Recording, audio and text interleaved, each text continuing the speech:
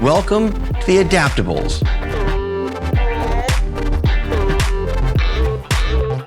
I'm talking to PayPal merchants about how they have pivoted these past few months and the lessons they may have for other entrepreneurs. So come on, let's get started. Today I'm speaking with Shea Radiance co-founder Funlayo Alabi. Her business sources shea butter from women-owned cooperatives in West Africa to craft natural soaps, lotions, and hair products. But, as we all know, it has been a disruptive year. As COVID-19 hit, getting products from overseas became a lot harder. And at the same time, the Black Lives Matter movement is having a major impact on how business is done and how customers shop. As the world is changing, Funlayo and Shea Radiance are changing and adapting too. Funlayo, one of the really interesting things about your business is that you source your shea butter from women-owned cooperatives in West Africa. So I guess my first question is kind of twofold. Why did you start this business and why did you start it that way? Thank you, Steve. So we started our business really to solve a problem we had in our family. Both our sons had really dry, eczema-prone skin, and nothing we bought from the stores worked. And so being from West Africa and Nigeria in particular, we remembered just some of the traditional remedies that our parents and grandparents used on us when we were kids. One of the things that I became really particular about was that I wanted to make sure we could get the shea butter at a very high quality from a reliable source. As I traveled to Ghana, northern Nigeria, Mali, and a couple of other places, I not only got to see the shea trees where they grew, I got to see the women who were responsible for harvesting the shea nuts from the tree. I got to see how they carried baskets piled high with shea nuts into their villages. I got to see how they worked as a community, processing the nuts into butter.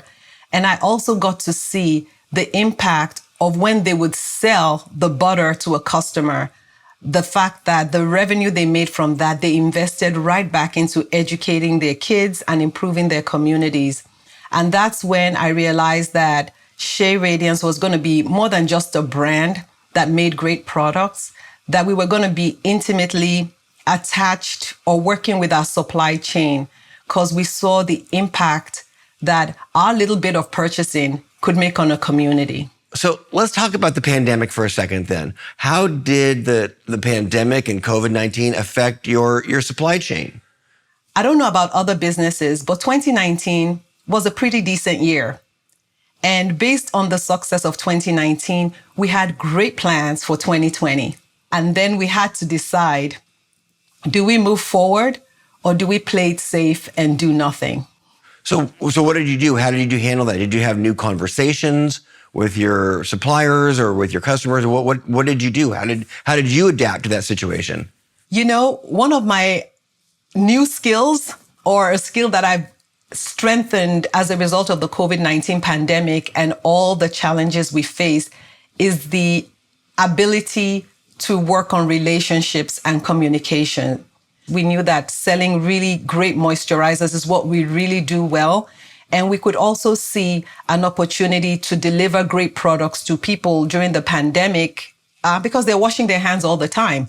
So instead of pivoting to creating new products, we kind of leaned in a little more to what we were already providing. And what I'm really passionate about is influencing the way women care for themselves.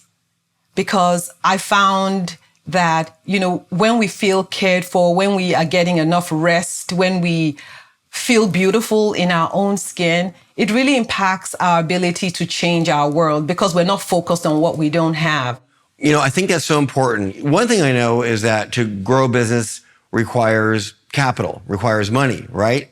In the past, you have used PayPal working capital. And I would think also as a women-owned business, getting access to capital probably has been challenging. Can you tell us about that a little bit? All right. So I'm a woman-owned business and I'm a Black woman-owned business. Right. And when it comes to investment, Black women get less than 1% of the total investment dollars that are out there. So we have always, access to capital has always been a struggle. And even though it's been a struggle, we haven't given up, and it's actually built our resilience. One of the things the PayPal working capital did for me and my business was that it gave us that cushion. It's like we knew we had that in our back pocket when we needed it. And we are in the consumer product good industry. We do all our own manufacturing and we sell to distributors. And so it's a very cash intensive business. You and many businesses, so that's great to hear.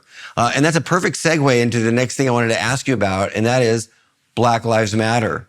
Why don't you tell us a little bit about how it's affected? Of course, it's affected your business. How has it affected your business?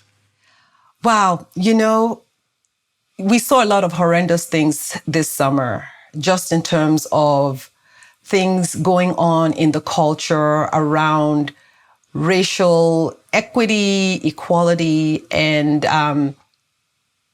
I don't think any of us can ever forget what happened with George Floyd, because it gave us as a culture and a nation a shift to recognize that the playing field truly wasn't equal all the way from policing right down to business. In my own experience, I found that prior to the whole Black Lives Matter movement and businesses wanting to do right in terms of equality and equity, I would go to stores and they would tell me, well, we already have a brand that is owned by a Black person. So this whole conversation we're having about making room for diversity, making room to be more inclusive has really taken off over the summer, and I'm so excited about it. It seems like this last year, with all its tumult, has actually, for you, turned out to be a great opportunity. It's changed your business. Can you tell us how it's changed your business for the better? It's changed my business for the better because it's driven home the fact that being resilient and being true to who you are and having a strong why for your business will keep you in business till the tide turns. Well, I think you're being modest, actually, because talking to you has been so inspirational for me, and I'm sure for the people who are watching this, because truly you've taken a crazy year and found lots of opportunities in there. And we are lucky to have you with us on the show today. So, Funlaya, thank you so much. Thank you, Steve. It was such a pleasure speaking with you this afternoon.